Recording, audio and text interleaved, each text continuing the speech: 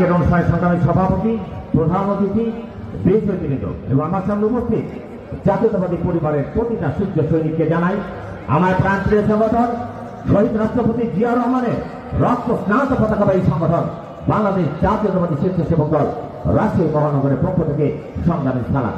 বন্ধুরা আমার, ইসলামেও আছে শ্রমিকের মাথার ঘাম মাটিতে পড়ার আগে তাদের পারিশ্রমিক দিতে হবে।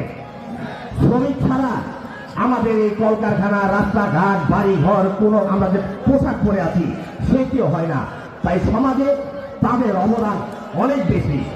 এই শ্রমিকদের দুঃখ দুর্দশা দেখে নতুন স্কেলে ঘোষণা দিয়েছেন আমাদের মাননীয় প্রধানমন্ত্রী। আমি পরিষ্কার বলতে চাই, আজকে যখন শ্রমিকদের দুর্দশা, যখন শ্রমিকদের ন্যায্য মূল্য পায়নি, অতিরিক্ত কাজ করে তারা বোনাস পায়নি, সেই সময় আমেরিকাতে সেই গত বছর আগে আপনারা দেখেছেন আমাদের শ্রমিক ভাইয়েরা দাবি আদায় করতে গেছিল, কোনো কথা তাদের শোনেনি। সারা পৃথিবীতে কিন্তু একই চিত্র। ন্যায্য দাবি নিয়ে যখন রাস্তায় নামবেন, ন্যায্য দাবির কথা বলবেন, তখন কেউ কিন্তু এটা আপনাদেরকে দিবে না।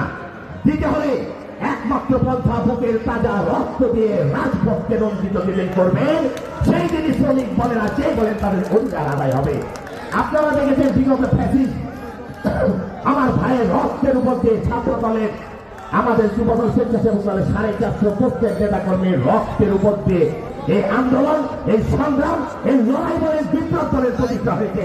তাই সেই বিপ্লবকে আমরা বিপ্লবকে সম্মান জানিয়ে বর্তমানে সরকার যে উন্নয়ন করছে সেই উন্নয়নের পাশে থেকে শ্রমিকদের এবং আমাদের সকলের দাবি দেওয়া যেন, শ্রমিকদের দাবি দেওয়া যেন পূরণ করতে পারে এই সরকার। এই জন্য আমরা আপনাদের সাথে পাশে থেকে আপনাদের আজকের এই শ্রমিক দিবসের প্রোগ্রাম সফল হোক, সফল হোক, সফল হোক এই বলে আমি বিদায় নিচ্ছি।